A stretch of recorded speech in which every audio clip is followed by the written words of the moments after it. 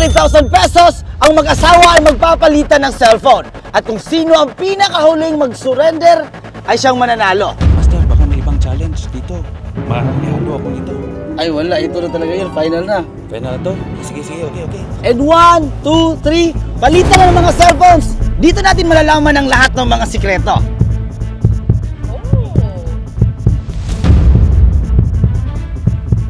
Timer starts now!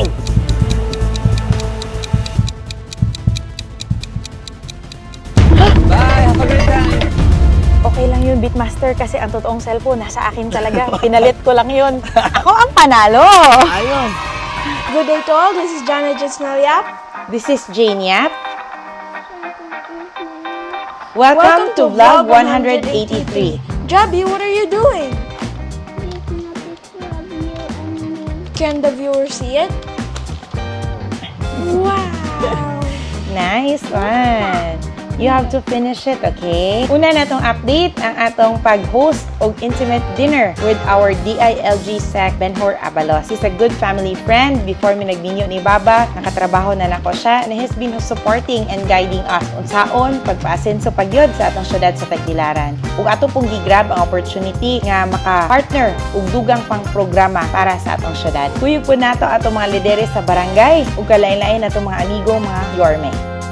Back-to-back ang sports champion nga giproduce sa Tagbilaran City, di lamang locally but also internationally. Una ang atong garbo nga boxing champion sa Tagbilaran, Virgel Vitor, nga personal ning tunol si Sir Chief Babaya sa atong financial incentive para niya. Ug gibisita pud ta sa atong opisina sa atong international sports athlete nga maoy ning qualify para sa Paris Sports Olympics. Dako natong garbo nga usa ka taga barangay Buol, Tagbilaran City, Bohol ang muapil ug mo representar sa atong pinalagang Pilipinas ngadto sa Paris Sports Olympics. Good luck and you have our prayers and support. Vanessa Sarno. Atong gi-empower ang atong command center pinaagi sa paghatag og brand new uniform sa mga rescue units, ambulance drivers and nurses ug atong mga medics. Ako na akong pasalamat sa private sector partnership, Sir Carl Crowell and Books for Bohol, nga nanghatag og daghan kaayong mga educational books sa Barangay Ubuhan Elementary School. Congratulations sa atong mga winners sa Saulog Inter-Barangay Mobile Legends Tournament. Dako kay nakong pasalamat pod sa atong mga SKs nga dakog natabang para sa atong mga participants ug salamat jud kaayo successful ang Inter-Barangay Mobile Legends Tournament. Another successful Saulog event na pod para sa atong Muslim brothers and sisters, ang first ever Ramadan contest. Ang atong Saulog atog yung gisigurado nga maapil pod ang atong mga Muslim brothers and sisters. Akong pasalamat sa Medical Mission Group Hospital and Health Services Cooperative kay nahimutang guest speaker sa ilang General Assembly. Dako kay nakong pasalamat kay kita sa Tagbilaran ang host sa 5th International Confradia de la Santo Niño de Cebu and 39th National de la Santo Niño de Cebu Convention. Salamat kaayo sa mga deboto sa Santo Niño nga ning-anhigyod sa atong syudad sa Tagbilaran from all over the world, and congratulations kay successful kaayo ang atong pag-celebrate. Viva Santo Niño!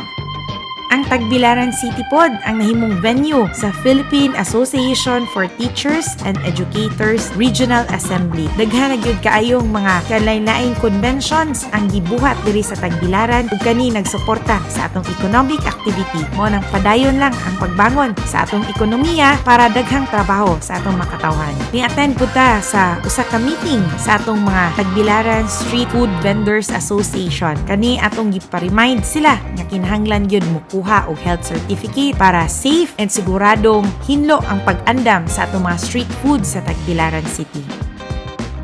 Gi-invite po ta ug usa ka meeting sa Boy Scout of the Philippines Bohol Chapter.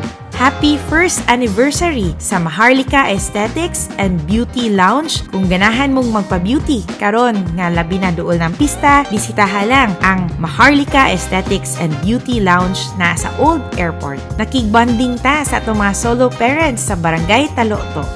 Atong gi-celebrate ang Araw ng Kagitingan. Kuyog ang atong provincial government ug ang city government. Ni-atenta og usa ka dinner for a cause in partnership with JCI para sa usa ka Boholano painter nga nakakuha sa Leonardo da Vinci Award ngadto sa Europe. May lain si Elvin Vitor. Congratulations, Elvin! We're very, very proud of you.